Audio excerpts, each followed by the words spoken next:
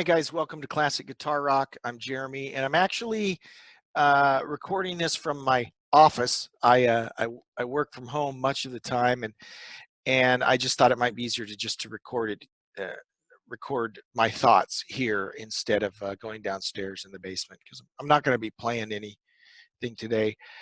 I have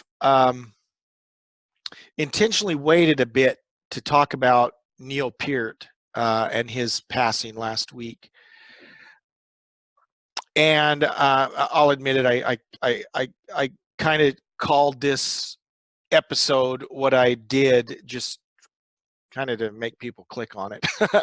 But um, let me think about this. And Rush was one of those bands, more than any other band, I think, that really had an impact on me and that I've really stuck with. I mean, as I think back over the years, I mean, I don't think I've ever gone more than a week or so without listening to pulling out a Rush album or listening to them on Spotify or whatever. They've just been part of my soundtrack since I was about 13 years old. So more so than any other celebrity death that I can think of, the passing of Neil Peart has hit me harder than any of them. I remember when Randy Rhoads died, that was a difficult one. When John Denver died, for me, that was a difficult one. But this one, more than any other celebrity, has really impacted me. And you know, they're famous.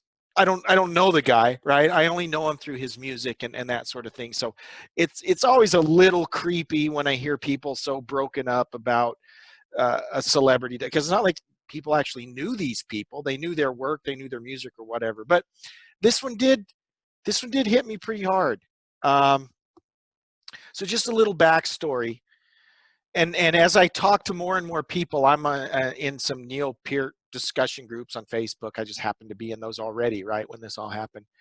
And as you can imagine, in a Neil Peart Facebook page, these people are all about Neil Peart. And so there are some very traumatized people. And as I've talked to some of these folks, my experience sounds very similar to other people. And interestingly enough, 2112 seems to be the gateway album for a lot of Rush fans.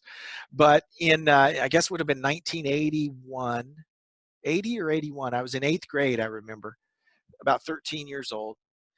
And a friend of mine lived in Montana at the time. A friend of mine invited me over to his house. And so it's a Saturday. We're just shooting BB guns and stuff. And he said, "Hey, let's go listen to one of my brother's records." And so his brother, who was gone, we snuck into his older brother's room, who had a really nice stereo. And I can remember him reverently pulling out this album of his brother's. He says, "You got to hear this." And he opened it up, and it was 2112, and I saw these guys in their bathrobes, right, and their long hair, and I'm like, what the heck is this stuff? And I start reading about this. It's like a story. I'm like, what is this? And the guy says, "You got to hear it." And he puts it on, and he puts it on the turntable, and we hear that familiar the beginning of 2112, and I was just like mesmerized. And he and I just sat there and listened to the entire side one of that album. And I don't think we said a word. We just listened to it. And afterwards, I'm like, whoa, that was cool. And that was Saturday. So like Monday, the next Monday, we lived in Montana, middle of nowhere, but my mom would occasionally run into town. And so we ran into town, and I had some allowance money, and I went to the record store, had to find 2112. Now, keep in mind, this is 1980 or 81, so this is 4 or 5 years after 2112, so it's not like it's a brand new album, right? But I'm looking for 2112. I got to find it. And they had these other albums. They had like there's Permanent Waves. That's not the one I heard. Moving Pictures, I think. No, that's not what I heard. Okay, I had to find 2112.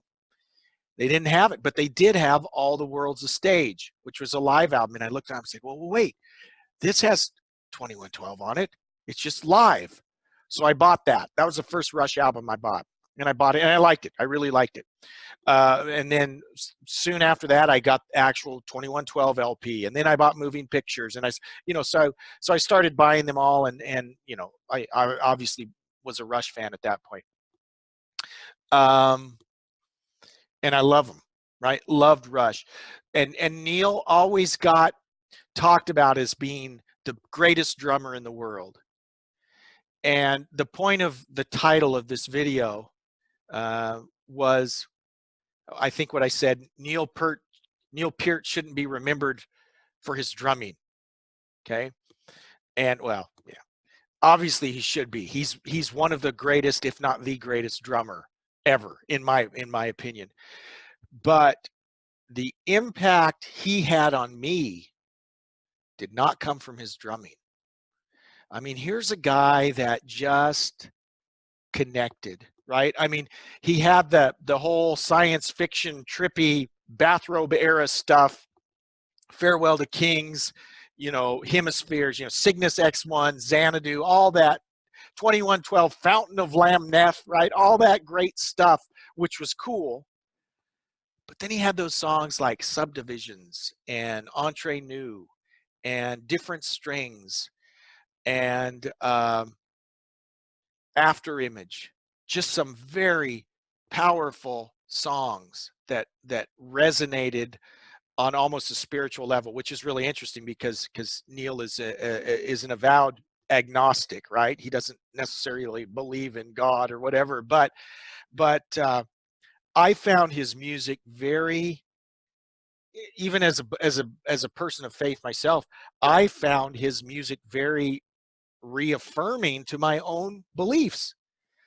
And he just was a writer of bigger things than you would typically hear in rock music. And for that, I will really miss him and his contribution. Yes, he's a phenomenal drummer. He's excellent, the best. But to me personally, it's not his drumming that I will miss. It's his heart, right? It's the things that he shared, the things that he bared. And guys, here's a guy who lost his daughter and his wife within just a few months of each other back in, I think it was 97 or 98. Can you imagine that?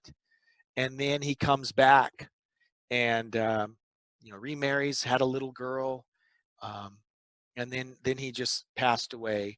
So here's a guy that's been through some stuff, and yet in all of it, every account you hear about the guy, he was very private, kept to himself, wasn't into the whole fame thing at all.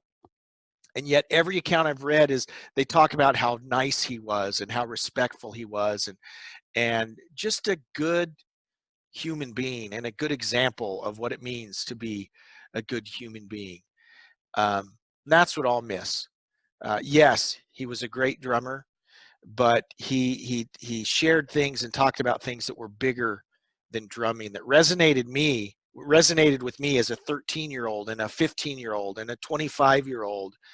And there are very few artists that have connected with me on that level. And so for that, I'll really miss Neil Peart, and I'm super thankful for what he left us in terms of his body of work. Anyways, thanks for letting me share that with you. Thanks for watching. If you haven't subscribed yet, please do so, and we'll see you next time. Bye-bye.